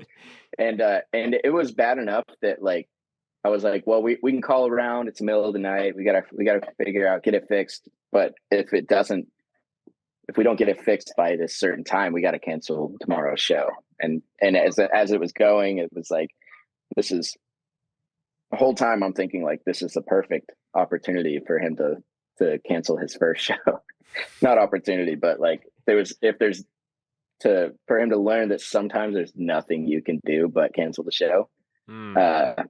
And it doesn't happen very often, but it does happen. Like, and that's what it ended up coming down to. And I was like, it's fine, dude. But it was things like that where it's like, you just don't know until you experience it. Totally. Yeah. But it was everything. He was starting from ground zero. Yeah. So. It's so wild because like I remember we had Cole who drums and scowl like right after they did the Limp Bizkit tour, and he was talking a lot about how like that band is like as DIY as it gets, and it's like Totally. you would meet people in either some of the other supporting bands or even just members of the Limp Bizkit crew that just like they don't have those experience where it's like literally you're like on the thinnest ice possible, and you're like, okay, well, either I can buckle and just like sink and drown, or I'm going to figure out a way to do this. And Gideon's been a band for God knows like double digits of years at this point, and y'all have had van breakdowns to car accidents in Canada, like, but y'all have like persevered and pushed through, and it's like it creates a a reasonable understanding. But yeah, when you're super green and you're just like, oh, this is the worst thing ever. It's like, it could be way worse. Like, Could just be a lot trust worse. me. Yeah. Yeah, we were I, close to you when we wrecked our van, right? We yeah, were I like think close to Calgary. so I was living in Winnipeg at the time, and I think you guys Oh, were on okay. the way. And, Yep. you There were a still, couple shows, and then we came down to Winnipeg. yeah. Yeah, we So, didn't miss a yeah, show somehow. somehow. But, Yeah, sometimes that happens. And, like, yeah, I don't feel bad for bands. Well, I feel bad for bands who have to make that announcement and then everyone's having an uproar about it. But it's like, yeah, all these people are at home, like sitting on the toilet yeah. reading that post. You're in the All the trenches. all the members of that band are probably on the side of the highway spending thousands of dollars to get their van Yeah, fixed so they can maybe hit the next show and maybe not the one that's happening that night. So it's just like, yeah, it's wild. Like, if you don't know, you'll never know. But yeah, glad that you yeah. guys Totally. were gracious with Zero, and it seems Yeah. like it's been going well ever since that. Oh, yeah. So, I mean, one great thing is there came a point where it was like, we're teaching them all these things, and it seemed like everything we were doing was something we had done before. The Gideon, me and Jake had done, because Caleb ended up joining later, like 2 tours after that, joining us on the road. It was just Jake and I at the time. But then there came a point where it was like, okay, now this experience that we're having today, like, soak it in. Like, Jake and I have never done this, like, so we're all experiencing this, and like Okay. enjoy it, and like some festivals and some shows, like arena shows, things like that, like we had never done. Mm-hmm. And now we've played to like unbelievable. We've done some shit that like Gideon may end up doing one day, under different circumstances, but it was definite first for us. So Yeah. that's great. Like, almost, for me, this year is like 14 years since I first started touring, and to still be doing things that are for the first time is crazy. Yeah. It's a rare opportunity at this point. Yeah. Yeah. And I think it's really cool for, obviously having the in with Daniel definitely helps, but it I saw a thing when I was like, doom scrolling last night, but I think Mhm. one of the directors of the new Spider-Man movie, apparently when they put out the trailer for it, someone had made a Lego version of the trailer. And all Uh, the production people were like, this is so cool. Like, you know, we should add a Lego sequence into the movie. Hey, here's a better idea. Let's reach out to the person and ask them to do it. And the crazy that's thing, amazing. they just knew this person by their like screen name or whatever.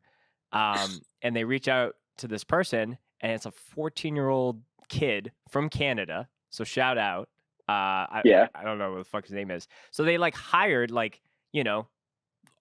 maybe one of the biggest Spider-Man movies of all time, hired this kid to make this Lego sequence and then hand it off to them for the final edit of the movie.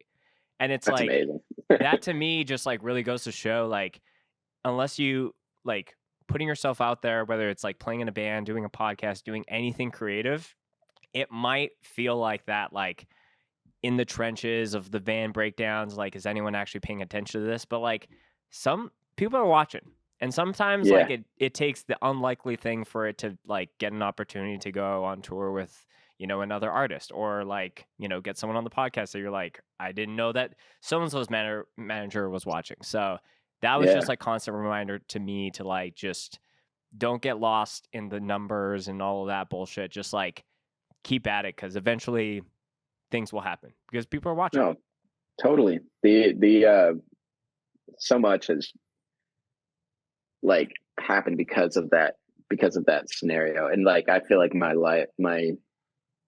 life trajectory has taken somewhat of a turn because of the opportunities of the last few years. COVID was a big equalizer in a way, and like the people who were really in it were still in it when it came back around. Right. And those kinds of opportunities were just more. It was like, well, who's still doing it here? It's this person, that person, and a lot of people ended up with cool opportunities coming out of that, because it was like a big reset button. You know, we did tours with we did a tour with fucking 3 Days Grace, and just some shit I thought I would never see or hear or know, and like walking by 3 Days Grace's room and they're jamming like Gideon's new record, because we find out we're in a band and we're just like, now 3 Days Grace are the homies that love Gideon. So it's like, that stuff like that, crazy. that would blow my mind. He told me when I was like 12. It blows my mind now. Yeah. But that band was one of my favorite radio rock bands that when they were at their peak, like if not my favorite one. So pretty awesome stuff.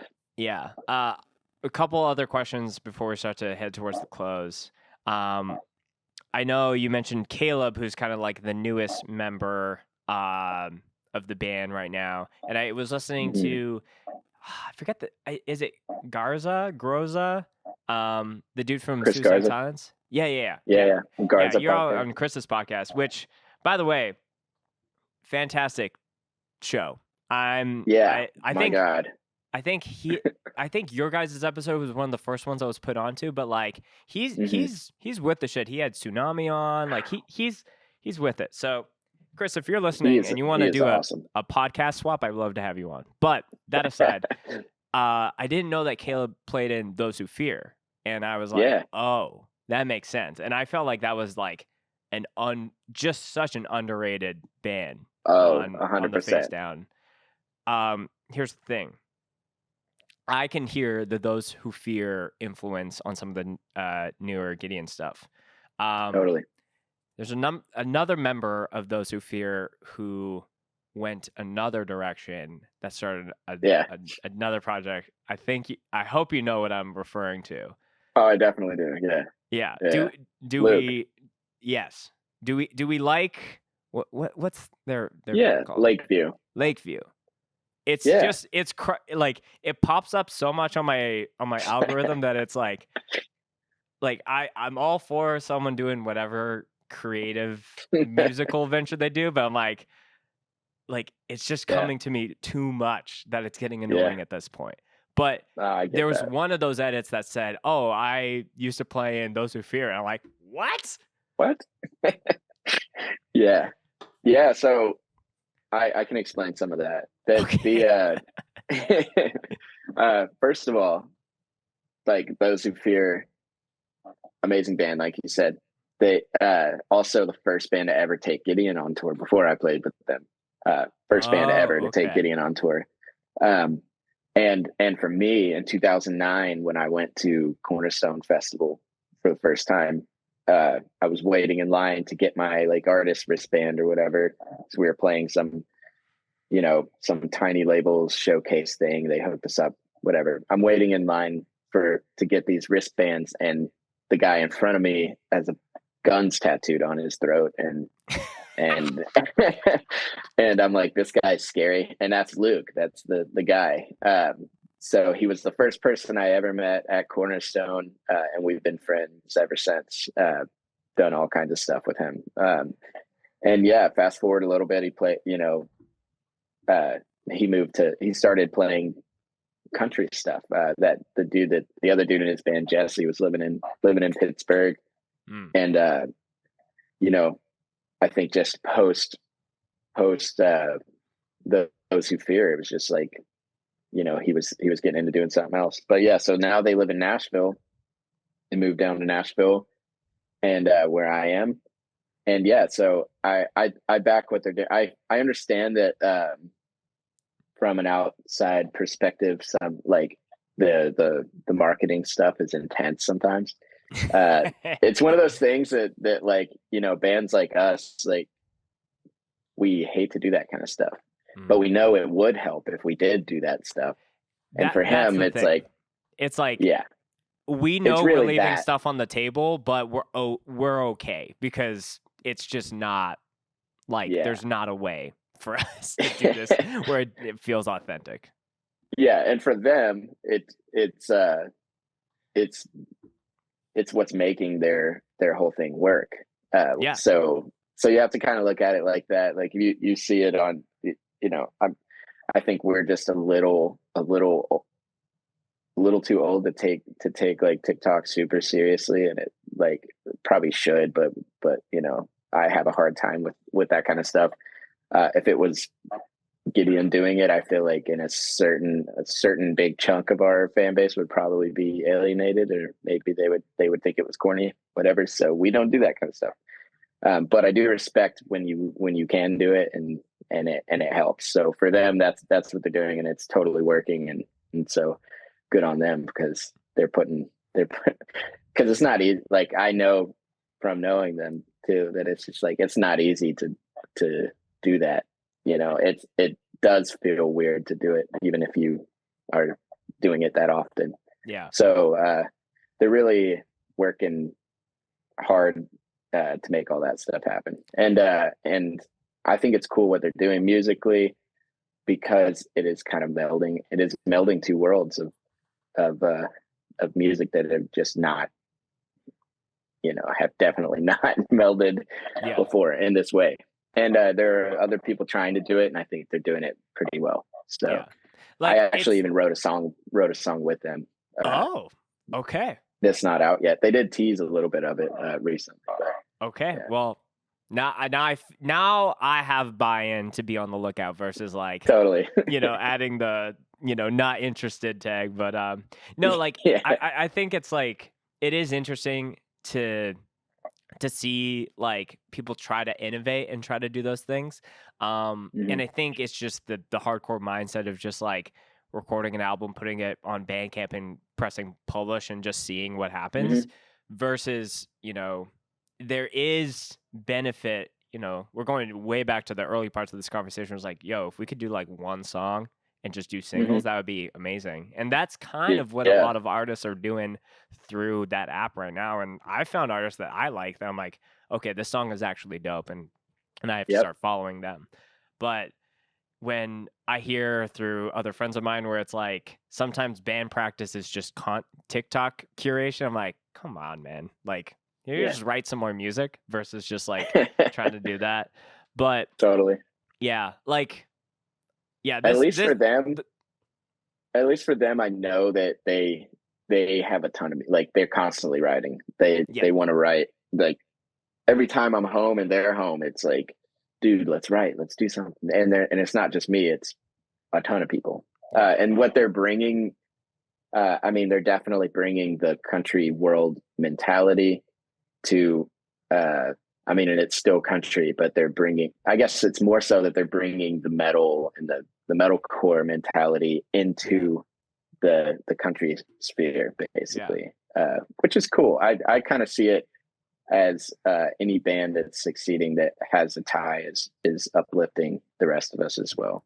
Yeah. And so I'm pumped for that. Yeah. Like, I felt like this could have gone two different ways. If you were like, "Oh, this is absolute trash," I'd be like, "Yeah, I'll ride that way." But like, I think you've added a little bit more of like, okay, I shouldn't hate on. There's this some more too perspective. Much. Yeah. Yeah. But like, some more perspective there. Like Gideon, like I was looking through, I was like, oh, you guys were on like a track with Jordy Perp, and just it's just like a rap, like trap beat, and then Dan comes on and just fucking does his thing. And it's like it's really cool to just see these, like, everyone always argues like, oh, like, originality is dead, we've done everything, it's the same breakdowns and progressions, but like there is still stuff if you're willing to kind of like just push a little bit just to kind of see. And sometimes totally. There will for sure be people that are going to be like, this is whack, this is trash, whatever. But melding of worlds, if Lakeview doing that brings one person to like go down the grapevine and listen to Those Who Fear and then go to a Gideon show and then start a heavy band, to me that's still a dub. That's still cool, right? Yeah. I think that's the only way, and I feel like this is how so much of the music that we now consider normal came to be. It's that I would rather be, whether it works or not, as long as you're doing it authentically, like I would rather be on the front end of that, trying to figure out where we where we cross over, and even just collaborating with other artists that have different kind of visions and different perspectives is important to pushing any genre, pushing music, period, you know. Mm-hmm. Dude, so we want to do it more. We're gonna get weird the next few years, I'm sure. I'm hoping to see all of y'all wearing cowboy hats the next time I see you. So yeah, I'm not gonna do that, but I think it's sick that Dan and Jake both do it, because it's really who they are. Mm-hmm. And you know, I grew up in Nashville, and country music has its own. I have my own story with my relationship with country music, and I love it now. There was a time in my life, just like most kids, like reject what they grew up on at some point in their life, and country was that for me for a little while, until it just started to creep its way back in, and then I realized, oh shit, like, and not only do I know every single song from, you know, 20 years ago that was on country radio, but I actually liked it now. And at the time I was like, turn this off. Right. But I'm secretly in the back like, I love this. Mm-hmm. Right. But yeah, I think it's cool. But I'm not going to wear a cowboy hat just because I never did. I used to have cowboy boots when I was a little kid, but that's way back. So, well, cowboy hat or cowboy boots, I think some cowboy attire. I would like to see it one day to just clip this part of the podcast to you coming out on stage with, you know, just the most bedazzled shit I've ever seen. So we'll see. All right. Yeah, we'll see. Maybe for you, I'll see. Okay. I'll just be once. Like, yo, Ty, I'm coming to this show. What's your size? I'm at the boot store right now. The boots. Boots are cool. I haven't figured out how to make that work. I like boot. I think. Well, dude, you have some boots, kicks. I'm like, so that with the cowboy boots would be crazy. Yeah. You're right. Maybe I need to just buckle down and get it. Go to Boot Barn. When I say something on the podcast and I see the guests like brains turning, and they're like, I'm like, okay, leaving an impact. All right. Tyler, the very last question I asked before we wrap up the show here, I asked this to every guest comes on the show. A favorite mosh story or a mosh related story that's first to your head. That could be wholesome, gruesome, something that happened to you or something you did, Gideon show or not. Whatever's first to your dome is how we start to end the show. Okay. Yeah. The first thing that comes to mind, I have I'm 31 years old, so I definitely don't mosh anymore. I'm not going to act like I do. But yeah, I've had a few like incidents where I accidentally I've never hurt myself. I've only ever accidentally hurt other people. And everybody's okay, I think. But one of them was particularly bad. I was in Dallas and we played a festival, and this band was playing, and I was like, okay, I'll just mosh to this one part. And I'm talking like the pit at this festival was like bigger than my entire house. It was huge. It was, I was like, there's no way, I'm on tour. I'm not trying to hurt myself. So I was like, oh, this huge pit. Well, I'll pit for a sec. And so were you pitting because of the vibes or the band specifically? I was pitting because so this is like, or the amount of space that you had was a little bit more ideal for your. Well, it was a mixture of things. There was the band. It was Volumes, but this is this is like way back when Volumes only had like an EP out, and it was like MySpace. I was out with I was with Abs Our Retreat, so this is forever ago. And there was just this one part that was just, at the time I had never heard anything so heavy, and I was just waiting the whole set for this one song to come on, and it just moved me so much. I was like, you know what I mean? Like, it moved. Michael's been on the show before, and I'm like, I think EP Volumes was like the it was like Wormholes or Through the Trees or something. Yes, one of those two songs. whichever one is like dun dun dun dun dun dun dun dun dun dun dun, that whatever. One of those. It was so fucking heavy, and I was like, it's over, and I'm okay to mosh because it's fine. And at the time I would just mosh anyway, but it was like I felt particularly secure that I wasn't gonna hit anybody, no one was gonna hit me. I had an incident where I accidentally had punched a girl, I have like so many random stories like that where it just never ends well. So so I was very conscious of that. I'm like, there's plenty of room, let's go. And I was moshing for probably fucking 10 seconds, and I felt my hand hit something, and I stop, and this guy had been running and like I said, this room was enormous. He was running full speed to one side of the room and crashing into the crowd, and everyone's like bitching. He'd run to the other side, jump into the crowd. He's a side-to-side guy. He's a side-to-side guy, and it's so long. Like the dude was getting like maximum velocity every time he would run because he had so much room. It was but like this is not during a side-to-side part. Not at all. Not at all. Yeah. He was not. He wasn't the type to understand the difference between the side-to-side part and not. You don't two-step during the fast part. You don't exactly. Common knowledge. He was, and this dude is like kind of buff, kind of ripped. And everyone's just like, what an asshole. That's literally the consensus about this guy.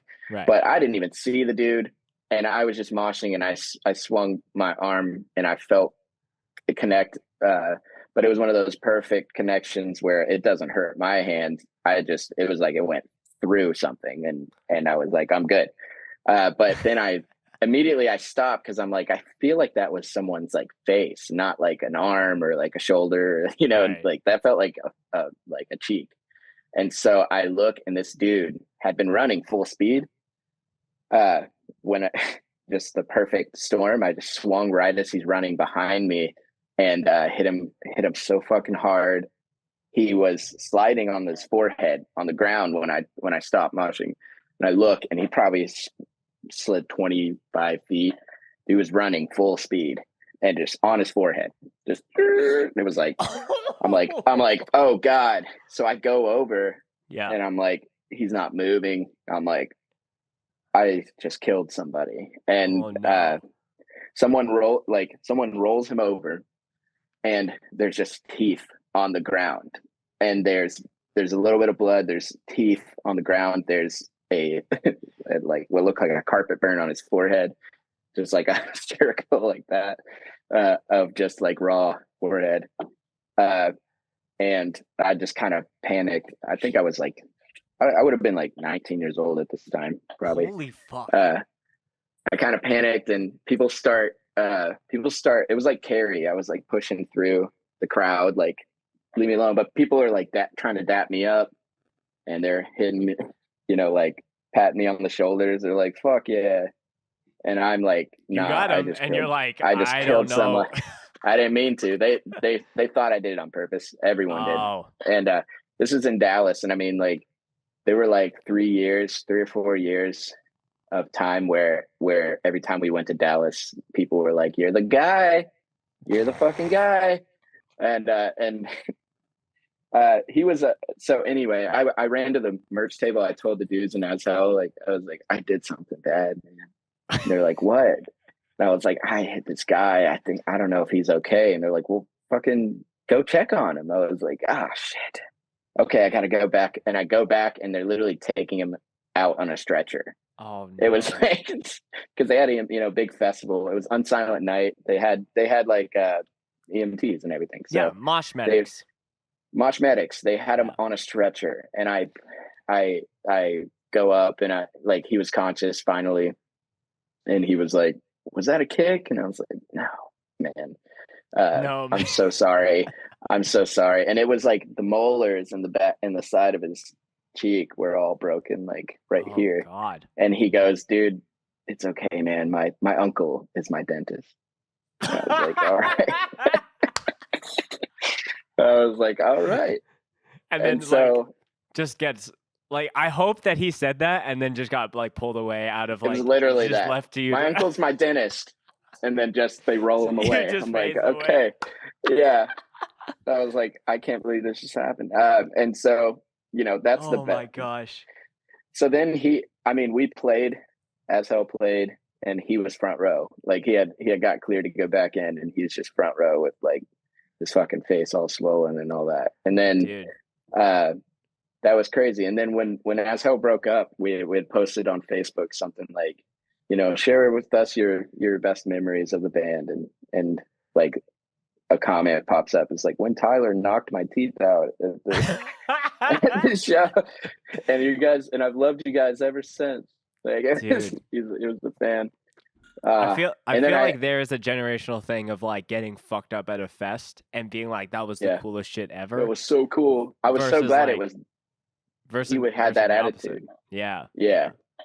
And it keeps like coming up randomly in my life too, ever since. Like we just like we were playing somewhere like in the middle of nowhere recently on the last Gideon headliner, and this dude was like the promoter or like the sound guy or a combo of both, whatever. But he's like, I actually have a story to tell you, man. And I was like, what? And it was about he was like, you knocked my best friend out like at this fest. I'm like, oh no. And he's like, no, it's cool. He's an asshole. And I was like, oh. He's like, I love him, his uncle, the dentist, also an asshole. I mentioned the uncle. He's like, oh no, for real. His uncle's like best dentist and wherever they're from. I was like, okay, that's cool. If anything, you're just trying to give him. This is probably the most publicity that his uncle could ever get for his dental company. That's true. I wish I had his name. I'd actually shout him out. Dude, if you're listening, DM me. I'll plug the dental office. We gotta put some love on the, you know, respect the grind. And then one last thing about it was that that dude tells me that, and you know, Orthodox was on our tour, and they're all there when we were talking about it, and their guitar player Ben, who's from Frostcoffin, he was like, oh, fantastic! He was there. Sorry, yeah, Frostcoffin's amazing, fantastic, yeah, amazing. He was like, dude, I was there. He said, I didn't know that was you. I was there. This is going and going. I was like, fuck. But no, it's funny. It's funny now. The dude's okay. It's not like the dude's like crippled now or something. Like he's okay. So we're good. Yeah. He's got most of his teeth. You know, maybe he's got some fresh ones. Who knows? He probably got new ones. Yeah. Yeah. He's good. And also I just want to say, like, I'm not trying to say I'm like some fucking tough guy. Totally like accident. Well, that's what is making this story so good, is that it's like totally just by accident. And it's always, you know, whether you believe in karma or not, this dude, the fact that he's kind of being like kind of it was out of my hands. It was it wasn't me. Jesus took the wheel and my fist just, you know, it is what it is. Yeah. Dude, it has been a while since doing this podcast that I've had a 10 out of 10 story like that. Your storytelling for that was like perfect. And, dude, I'm glad. Yeah.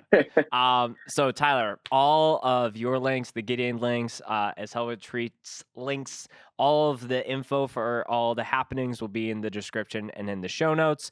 Anything you want to send the people off with, anything you want to plug, or anything you want to shout out, the floor is yours, my friend.